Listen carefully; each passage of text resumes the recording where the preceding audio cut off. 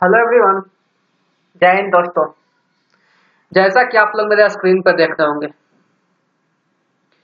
आज मैं किसके बारे में डिस्कस करने जा रहा हूं? तो गेट 2026 के बारे में डिस्कस करने जा रहा हूं। ओके, क्या है गेट 2026? इसका एप्लीकेशन फॉर्म के बारे में हम लोग डिस्कस करेंगे। ऑर्गेनाइज कौन कर रहा है इस बार? तो इस बार जो ऑर्गेनाइजिंग इंस्टीट्यूट है ये है IIT गुवाहाटी। कौन ऑर्गेनाइज कर रहा है? तो IIT गुवाहाटी ऑर्गेनाइज कर रहा है गेट 2026। ओके, अब देखिए इसमें हम लोग क्या क्या डिस्कस करेंगे। इंपॉर्टेंट डेट क्या है आपका, कब से एप्लीकेशन स्टार्ट हो रहा है और कब लास्ट डेट है। एप्लीकेशन फी कितना है उसके बारे में हम लोग डिस्कस करेंगे। एलिजिबिलिटी क्या है, कौन कौन इस फॉर्म को भर सकते हैं। एग्जाम का पैटर्न क्या है उसके बारे में हम लोग डिस्कस करेंगे। कैसे अप्लाई करेंगे, कहाँ से अप्लाई करना है उसके बारे में हम लोग डिस्कस करेंगे। हाउ टू अप्लाई, और इम्पोर्टेंट डॉक्यूमेंट क्या क्या चाहिए आपको उसके बारे में हम लोग बात करेंगे। ओके, तो आप लोग सभी लोग समझ गए कि आज हम लोग गेट 2026 का एप्लीकेशन फॉर्म आया है उसके बारे में बात करने वाले हैं। ओके, तो चले हम लोग नेक्स्ट स्लाइड पे। ओके, तो देखिए इसमें क्या है, आपका इम्पोर्टेंट डेट्स है। ओके, ओपनिंग डेट क्या है गेट का? तो ओपनिंग डेट है आपका 28 अगस्त 2025। ओके, इसका मतलब कि आपका एप्लीकेशन फॉर्म फिलअप होना शुरू हो गया है। ओके, अब यहाँ देखिए closing date of regular online registration application process without late fee. यहाँ पे ध्यान दीजिएगा क्या लिखा हुआ है, विदाउट लेट फी के साथ कब तक है आपका? तो 28 सितंबर 2025 तक के। Okay, without late fee. अगर जो आप लोग लेट फी के साथ भरना चाहें तो लेट फी के साथ कितना डेट दिया है, देखिए यहाँ पे closing date of extended online registration application process with late fee. तो लेट फी आप कब तक भर सकते हैं? 9 अक्टूबर 2025 तक के। ओके, ये आप लोग नोट कर ले, विदाउट लेट फी है कब तक? 28 सितंबर 2025 तक के। ओके, और लेट फी के साथ कब तक है? 9 अक्टूबर 2025 तक के। ओके, आपका एग्जाम कब होगा? GATE 2026 examination. तो आपका एग्जाम होगा 7 फरवरी, 8 फरवरी, 14 फरवरी और 15 फरवरी।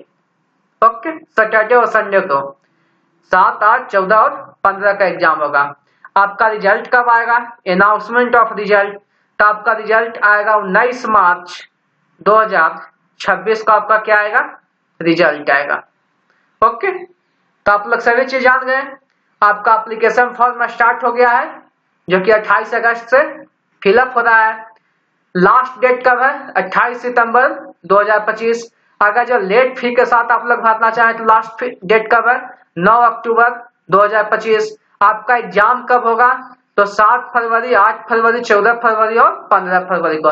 रिजल्ट आपका कब आएगा? तो 19 मार्च 2026 को आपका रिजल्ट आएगा। ओके, अब देखिए एप्लीकेशन फी क्या है। एप्लीकेशन फी पर टेस्ट पेपर। ओके, तो फीमेल हो, SC हो, ST हो, PW हो, उन लोगों के क्या है? रेगुलर पीरियड, मतलब कि बिना लेट फी के भरेंगे तो 28 तारीख तक भरेंगे, 28 सितंबर तक तो आपको 1000 लगेगा। ओके, अगर जो 9 अक्टूबर तक के भरेंगे तो कितना लगेगा? 1500। ओके, अदर कैंडिडेट, मतलब कि अदर कैंडिडेट में क्या हो गया? जनरल हो गया, OBC, EWS, ये सब के लिए कितना है एप्लीकेशन फी? 2000। अगर जो आप लोग 28 सितंबर तक के भरिएगा तब, अगर जो 9 अक्टूबर तक के भरिएगा तो आपका एप्लीकेशन फी कितना रहेगा? 2500 9 अक्टूबर तक के। ओके, तो 28 सितंबर तक के जनरल, OBC और EWS का 2000 और फीमेल, SC, ST, PWD का 1000। ओके, अब अगर जो लेट फी के साथ भरना चाहते हैं 9 अक्टूबर तक के, तो फीमेल, SC, ST, PWD को 1500 और अदर कैंडिडेट मतलब जनरल, OBC, EWS और जो भी हो इंटरनेशनल स्टूडेंट जो भी हो उन लोगों के लिए 2500 9 अक्टूबर तक के। ओके, आपका एलिजिबिलिटी क्या है? You are eligible if you have completed or are currently in the final year of BE, BTech, BR, BSc, MSc or equivalent in engineering, technology, architecture, science, commerce, arts, humanities or any other degree approved by UGC या AICTE। Eligibility क्या बोल रहा है कि आप चाहे तो final year में हो। ओके, क्या बोल रहा है कि चाहे तो आप फाइनल ईयर में हो या आपका क्या हो गया है, कंप्लीट हो गया है, क्या बी, बीटेक, फिर है बीएससी, एमएससी, ये सब डिग्री अगर जो आपका कंप्लीट हो, चाहे आप लास्ट ईयर में हो, फाइनल ईयर में मतलब, तो आप अप्लाई करने के लिए क्या है, एलिजिबल है। और क्या है, और इक्विवेलेंट इन engineering, technology, architecture, science, science में क्या हो गया, एमएससी, कॉमर्स में क्या हो गया तो एमकॉम, आर्ट्स में क्या हो गया एमए। तो ये सब जितने भी किए हुए हैं मतलब पीजी डिग्री, वो इसके लिए एलिजिबल हैं। जो इंजीनियरिंग किए हुए हैं किसी भी ब्रांच से, बीई या बीटेक, वो भी एलिजिबल है। ओके, पैटर्न ऑफ एग्जामिनेशन देखिए क्या है, पैटर्न ऑफ एग्जामिनेशन। तो जो एग्जाम आपका होगा, मोड ऑफ एग्जामिनेशन, वो ऑनलाइन मतलब कंप्यूटर बेस्ड टेस्ट, सीबीटी, आपको ऑनलाइन एग्जाम देना होगा कंप्यूटर पे बैठ के। ओके, लैंग्वेज ऑफ एग्जामिनेशन क्या होता है, इंग्लिश। आपका ड्यूरेशन क्या है एग्जाम का, तो 3 आवर 3 घंटे का एग्जाम होगा। नंबर ऑफ पेपर कितना होता है, तो 30 टेस्ट पेपर होता है। ओके, अलग अलग सब्जेक्ट में। जैसे इंजीनियरिंग का कितना सारा ब्रांच हो गया आपका, देखा जाए तो मैकेनिकल हो गया, सिविल हो गया, इलेक्ट्रिकल हो गया। तो इसी तरह से अगर जो हम लोग साइंस में आ जाए तो फिजिक्स का अलग होता है, केमिस्ट्री का अलग होता है। तो इसी तरह से आपका कितना पेपर होता है, टोटल 30 टेस्ट पेपर होता है, सभी सब्जेक्ट का अलग अलग। सेक्शन क्या होता है आपका, जनरल एप्टीट्यूड का एक होता है candidate selected subject. General aptitude सभी के लिए कॉमन होता है और कैंडिडेट सिलेक्टेड सब्जेक्ट सबका अलग अलग होता है। जैसे कोई मैकेनिकल का है तो उनका मैकेनिकल से पूछा जाएगा, कोई सिविल का है तो उनका सिविल से पूछा जाएगा, जो फिजिक्स है तो उनका फिजिक्स से पूछा जाएगा, और जो केमिस्ट्री से है तो उनका केमिस्ट्री से पूछा जाएगा। तो जो कैंडिडेट सिलेक्ट करेंगे, जौन सा पेपर में एग्जाम देना चाहते हैं उससे पूछा जाएगा। और जनरल एप्टीट्यूड कितना होता है, ये होता है 15 मार्क्स का, ये सभी के लिए कॉमन होता है। ओके, अब कैंडिडेट सिलेक्टेड सब्जेक्ट, इसमें से कितना आपका, तो इसमें से आता है 85 मार्क्स का। ओके, टोटल एग्जाम कितना होता है, 100 मार्क्स का। ओके, अब टाइप्स ऑफ क्वेश्चन क्या क्या रहेगा, तो इसमें मल्टीपल चॉइस क्वेश्चन रहेगा आपका, मल्टीपल सिलेक्ट क्वेश्चन रहेगा, मतलब कि more than one option. MSQ में क्या आ गया, मोर देन वन ऑप्शन आपका करेक्ट होगा। ओके, मल्टीपल चॉइस क्वेश्चन में सिंगल करेक्ट होगा, सिंगल ऑप्शन, मतलब कि ओनली वन करेक्ट।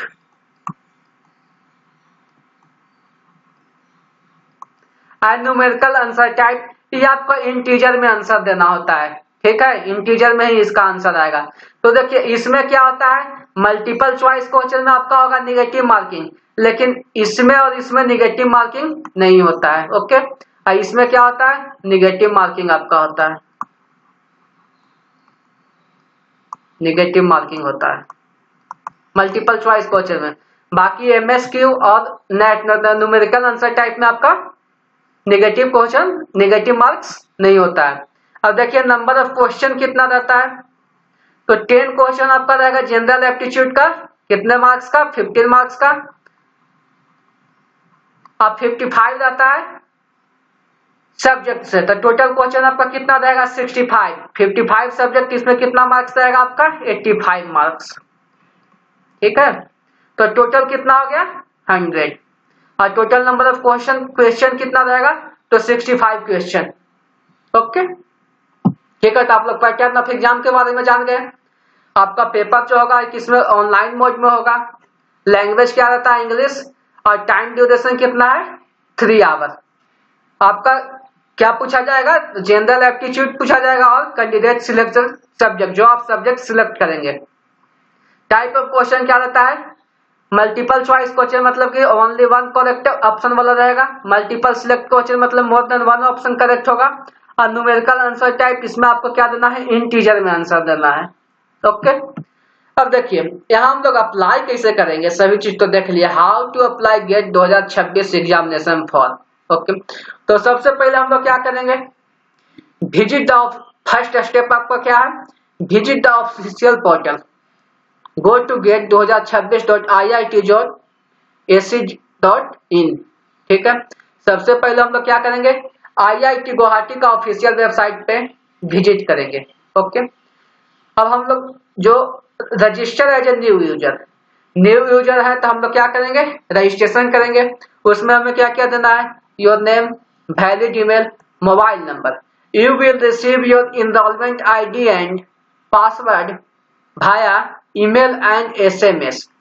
आपको ईमेल और मोबाइल नंबर सही सही देना है, वही आपको लास्ट तक के काम देगा। ठीक है, उस पर आप क्या रिसीव करेंगे, इनरोलमेंट ID और पासवर्ड।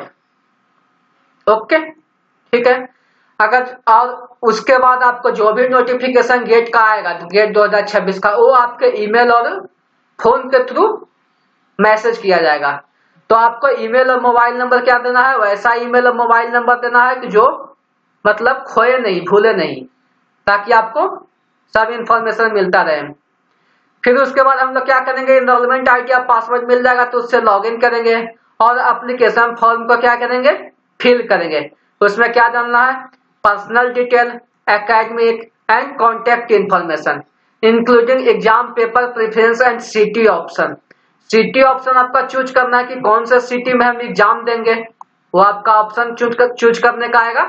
2-3 ऑप्शन आपको चूज करना है, और किस पेपर में आपका एग्जाम देना है, आप केमिस्ट्री में देंगे कि फिजिक्स में देंगे, कौन सा पेपर में आपका एग्जाम देना है वो आपको चूज करना है। ओके, फिर नेक्स्ट क्या है, अपलोड स्कैन डॉक्यूमेंट।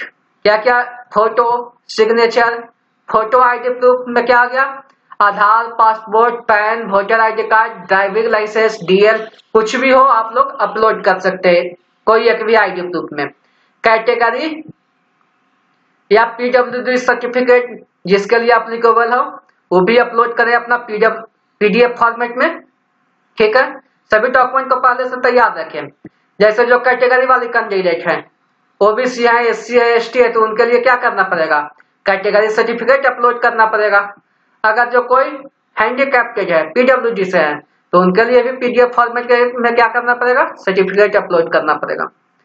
उसके बाद हम लोग क्या करेंगे, पे the application fee. Okay, payment option including क्या, नेट बैंकिंग है, क्रेडिट कार्ड है, डेबिट कार्ड है, या UPI मतलब कि फोन पे, गूगल पे, जो भी हो आप उससे पेमेंट कर सकते हैं। उसके बाद हम लोग एप्लीकेशन को अच्छे से रिव्यू कर लेंगे और फिर सबमिट कर लेंगे। Carefully verify all details. देखिए हम लोग इस एप्लीकेशन को अच्छे से रिव्यू करेंगे, काहे कि आपको लिमिटेड करेक्शन मिलता है, सभी चीज को करेक्शन करने के लिए नहीं मिलता है। करेक्शन विंडो जब ओपन होगा तो only limited correction will be allowed later. Okay, तो जब भी हम लोग एप्लीकेशन फॉर्म को सबमिट करें तो इसको क्या करना है, अच्छे से रिव्यू कर लेना है कि कोई इंफॉर्मेशन गलत तो नहीं है। ठीक है, उसके बाद ही सबमिट करना है। सबमिट करने के बाद क्या करना है, आपको डाउनलोड कंफर्मेशन पेज, उसको डाउनलोड करके रख लेना है भविष्य के लिए कि आपको आगे काम दे। सेकंड क्या लिख रहा है कि save A PDF copy for your records, it is crucial for future reference, मतलब भविष्य में काम दे उसके लिए आपको क्या करना है, PDF को डाउनलोड करके रख लेना है। ओके, अब देखिए पासपोर्ट साइज का आपका फॉर्मेट क्या होना चाहिए, JPG या PNG।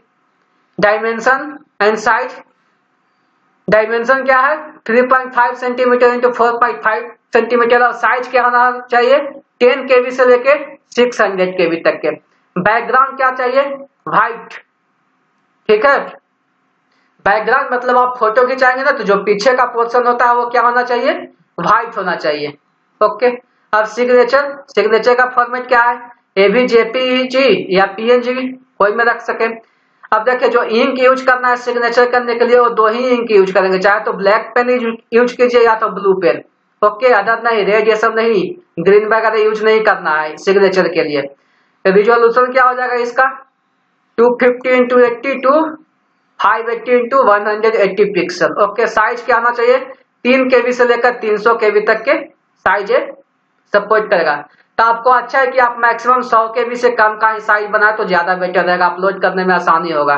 ठीक है, अब यहां देखिए नोट क्या है, those candidate who are interested for GATE 2026 exam applying before 28 सितंबर 2025। देखिए एक बार और मैं इन्फॉर्म कर रहा हूं, आपका लास्ट डेट कब है 28 सितंबर 2025। ओके, इस और अगर जो last date with late fine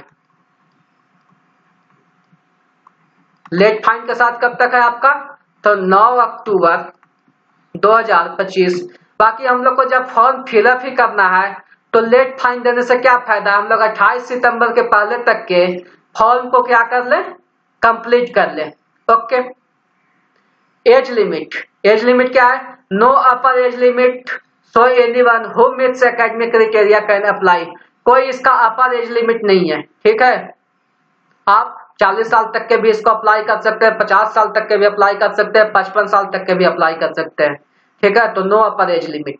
okay, मैं फिर से आपको एक बार इन्फॉर्म कर देना चाहता हूं कि जो भी अप्लाई करना चाहें उनके लिए लास्ट डेट कब तक है 28 सितंबर 2025 तक के। Okay, thanks for watching.